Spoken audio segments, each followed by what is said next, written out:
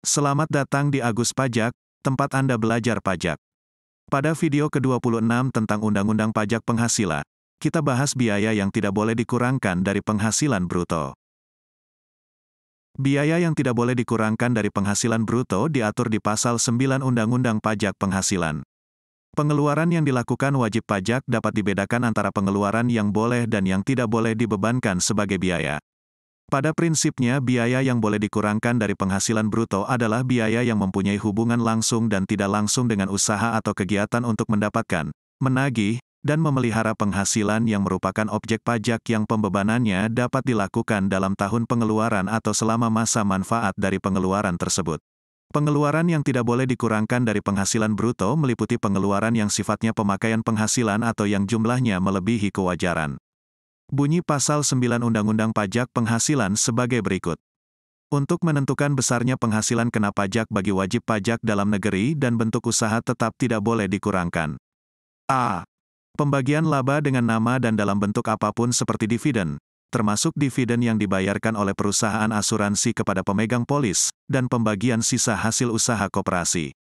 Pembagian laba dengan nama dan dalam bentuk apapun, termasuk pembayaran dividen kepada pemilik modal, pembagian sisa hasil usaha koperasi kepada anggotanya, dan pembayaran dividen oleh perusahaan asuransi kepada pemegang polis, tidak boleh dikurangkan dari penghasilan badan yang membagikannya karena pembagian laba tersebut merupakan bagian dari penghasilan badan tersebut yang akan dikenai pajak berdasarkan Undang-Undang Pajak Penghasilan.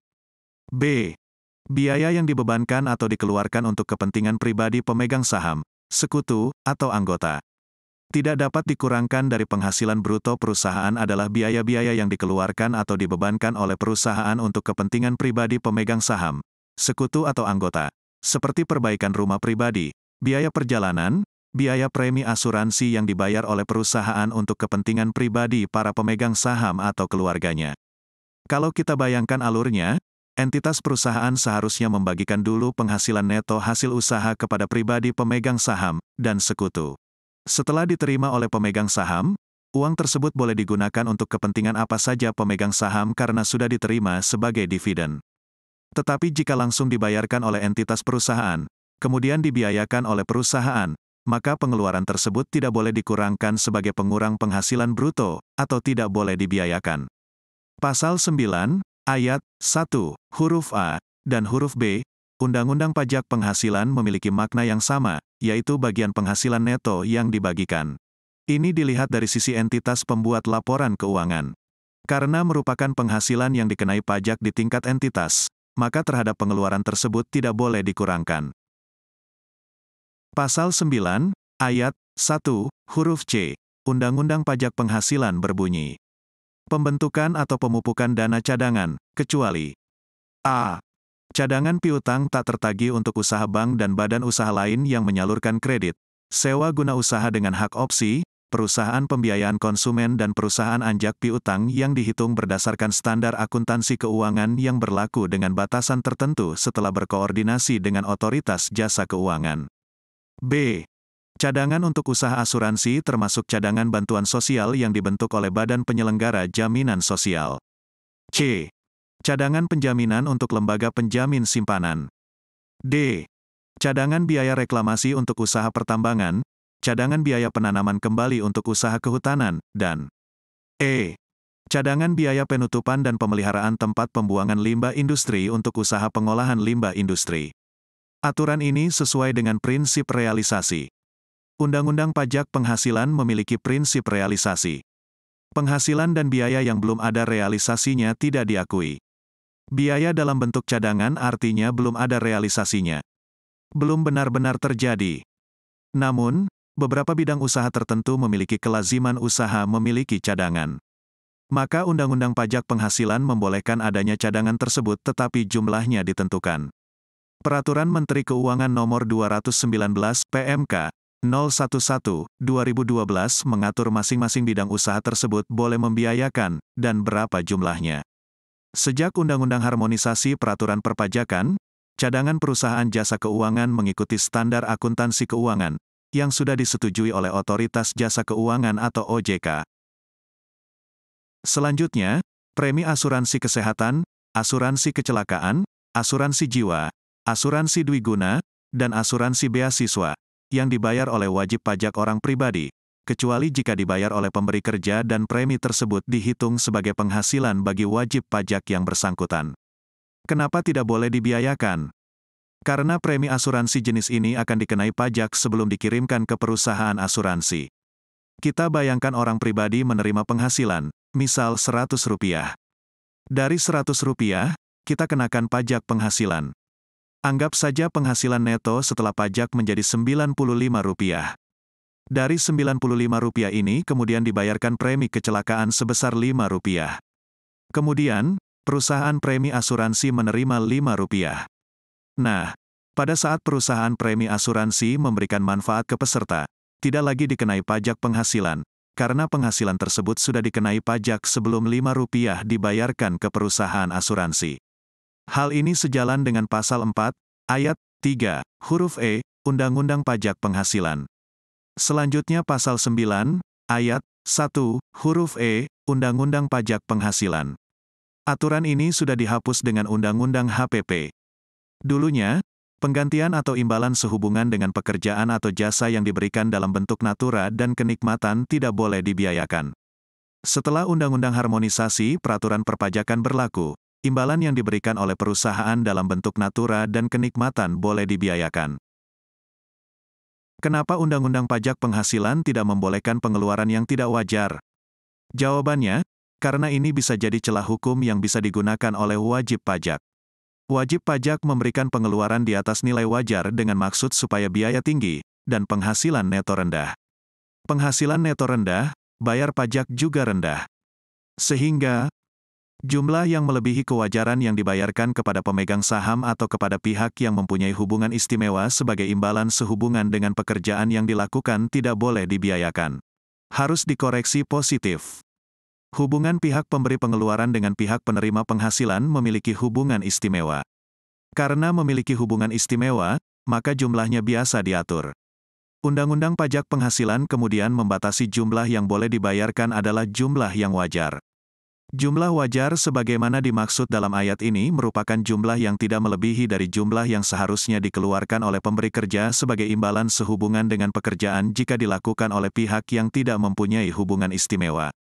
Misalnya, seorang tenaga ahli yang merupakan pemegang saham dari suatu badan memberikan jasa kepada badan tersebut dengan memperoleh imbalan sebesar Rp50 juta. Apabila untuk jasa yang sama yang diberikan oleh tenaga ahli lain yang setara hanya dibayar sebesar Rp20 juta, jumlah sebesar Rp30 juta tidak boleh dibebankan sebagai biaya. Bagi tenaga ahli yang juga sebagai pemegang saham tersebut, jumlah sebesar Rp30 juta dimaksud dianggap sebagai dividen.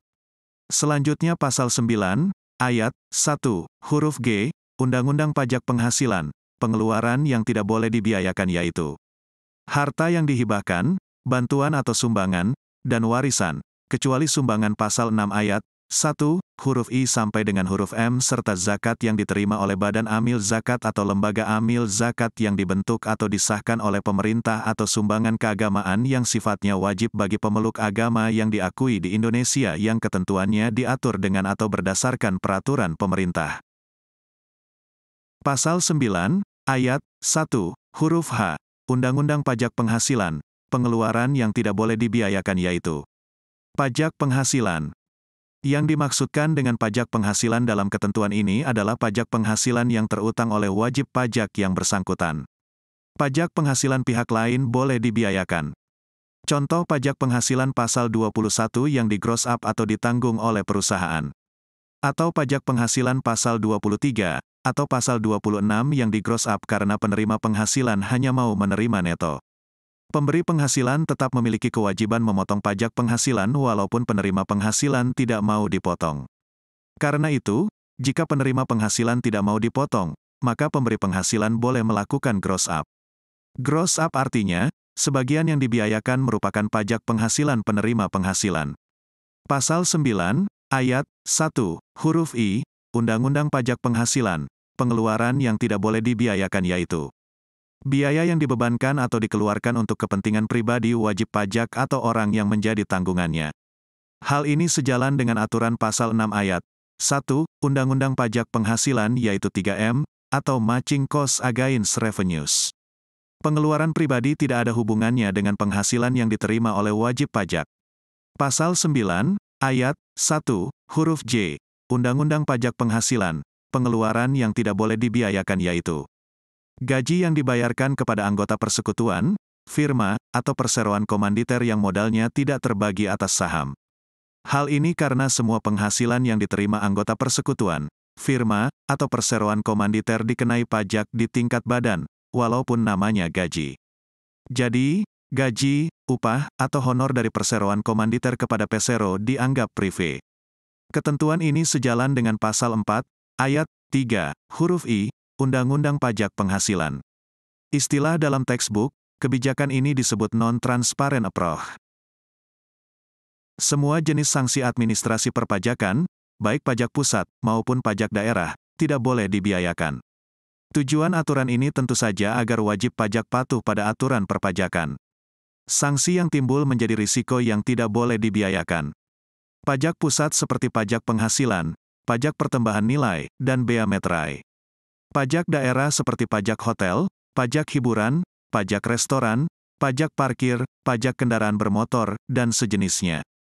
Sanksi administrasi contohnya sanksi bunga karena keterlambatan bayar pajak, sanksi administrasi karena keterlambatan lapor, dan denda kenaikan. Selanjutnya, pengeluaran yang memiliki masa manfaat lebih dari 1 tahun tidak boleh sekaligus dibiayakan. Boleh dibiayakan melalui penyusutan. Terima kasih sudah menonton video Agus Pajak. Agus Pajak adalah tempat belajar perpajakan, bahkan bagi pemula sekalipun dapat belajar perpajakan dengan mudah. Semoga Anda dapat memahami dengan mudah. Selain belajar melalui video, laman aguspajak.com juga menyediakan tulisan tentang perpajakan. Tulisan di laman aguspajak.com sudah banyak dikutip orang untuk beragam keperluan, seperti tugas dari dosen, dan skripsi. Nantikan video selanjutnya. Sampai jumpa di video selanjutnya.